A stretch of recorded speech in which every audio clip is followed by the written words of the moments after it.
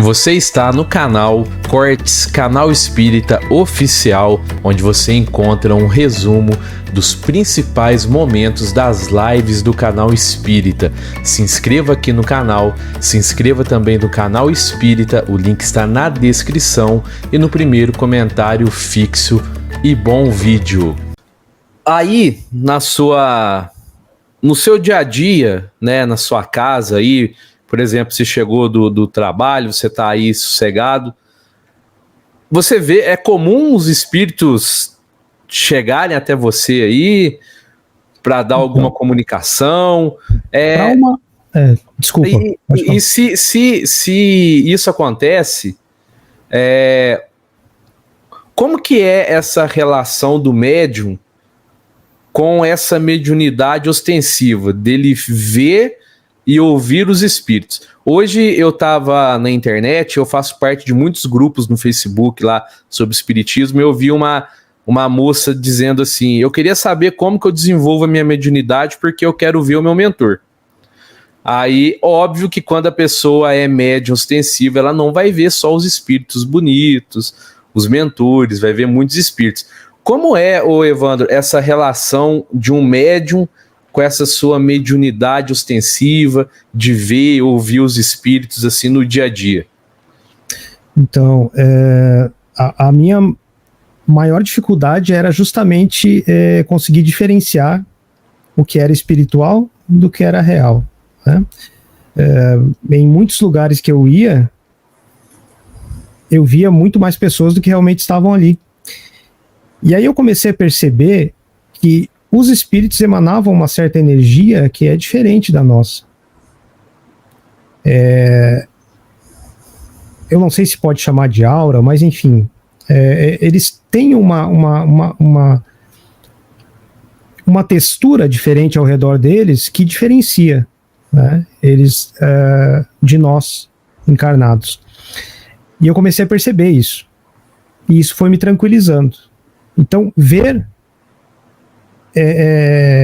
ou enxergar, né, ou enxergar com os olhos mediúnicos, ou enfim, é quase o tempo todo, né? Contudo, a comunicação e a interação, eu já consigo solicitar que isso seja em momentos mais apropriados, né? Porque lá, inclusive no capítulo 9 do Livro dos Espíritos, se fala bem dessa interação que os espíritos têm com o mundo corporal, por assim dizer.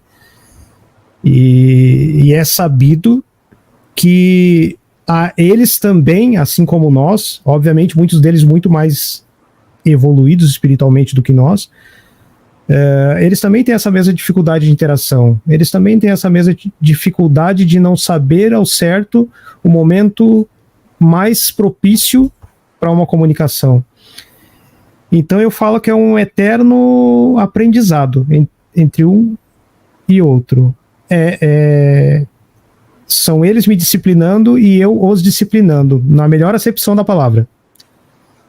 Olha, agora não é um momento legal, se você conseguir aguardar, sei da tua ansiedade, sei que você precisa, né, que você quer interagir, ou enfim, porque nós temos espíritos que eu acabo chamando de espíritos residentes, que são os espíritos que estão no local por mais tempo, e eles permanecem naquele local. Então eu tenho espíritos residentes, tanto na minha casa quanto no meu trabalho, e já tive interação com alguns desses espíritos e outros não. Mas mesmo assim eu os vejo, né, da mesma forma.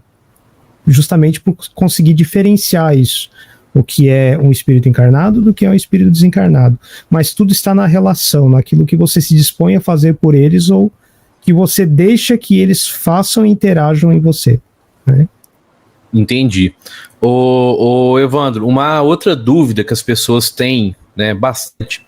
O Evandro, pessoal, se alguém estiver aqui na live e não assistiu, o Evandro já é a segunda vez que ele está aqui no canal Espírita, né? Segunda vez que ele nos presenteia, né, com a presença dele. Nós gravamos um vídeo, né? O Evandro, ele fez uma canalização do nosso querido Gugu, e aí o Evandro, ele me deu autorização para fazer a leitura da psicografia e ainda nos presenteou com um bate-papo antes, né?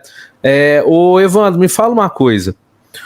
Vamos supor, você é um médium ostensivo, eu não sou, mas vamos supor que eu fosse também.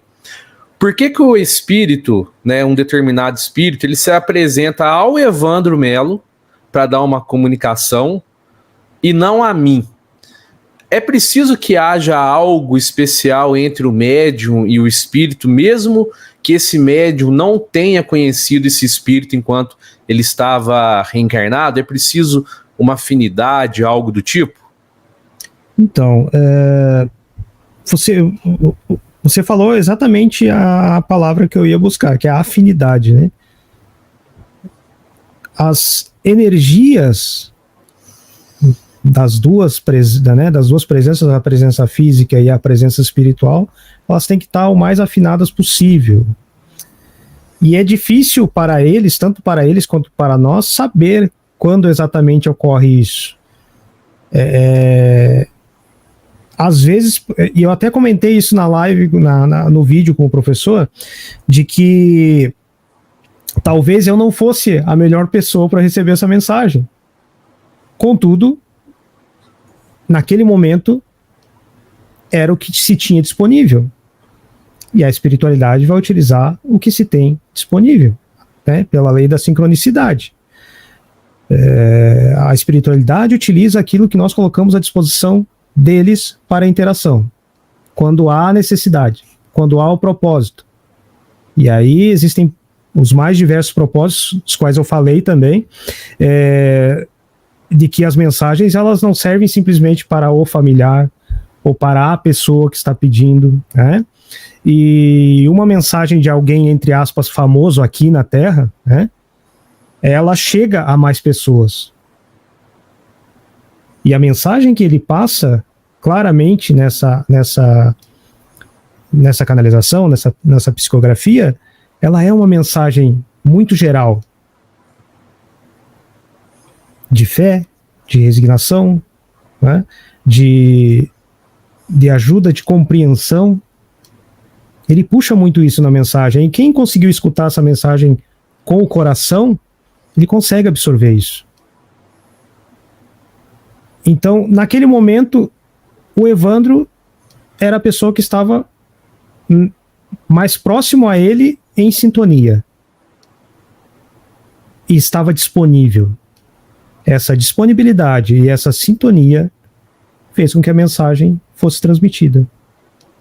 Então não é nada assim de muito especial, não é nada de muito, meu Deus do céu, a pessoa tem a capacidade, nossa. E outra coisa que é importante frisar, se o professor me permite. Claro.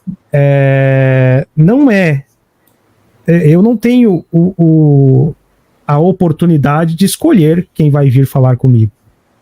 Tanto é que eu recebo inúmeras mensagens, né, e muitas vezes em live mesmo. Eu estou conversando com, não sei se você já viu com o Rodox, eu estou conversando com ele e daqui a pouco vem uma mensagem de Rodox. Calma um pouquinho. Tem uma pessoa assim, que está falando isso, e daqui a pouco aparece a pessoa ali que não, é comigo e tal. Então, se eu pudesse escolher, o professor ter uma ideia disso, eu, por exemplo, não recebi nenhuma mensagem de nenhum familiar meu. Se eu pudesse escolher, nossa, eu ia querer receber uma mensagem da minha avó, do meu avô, né, das pessoas que já se foram e são queridas, mas não podemos. Então, é sintonia, é momento, é disponibilidade e principalmente vontade da espiritualidade em se manifestar. Chico falava, né, o Evandro, com muita sabedoria, que o telefone toca de lá para cá, né? Isso. Por mais que quando a pessoa está realizando um trabalho talvez um trabalho de investigação, uma pesquisa, alguma coisa, você pode evocar alguns espíritos, né? Eles podem sim vir através de né, quando é um estudo, uma pesquisa, algo assim, algo sério, né? Mas assim, no dia a dia do médium, o telefone vai tocar de lá para cá, né, o Evandro? Porque é muita coisa em jogo para que um espírito ele consiga chegar até o médium e dar essa comunicação, né?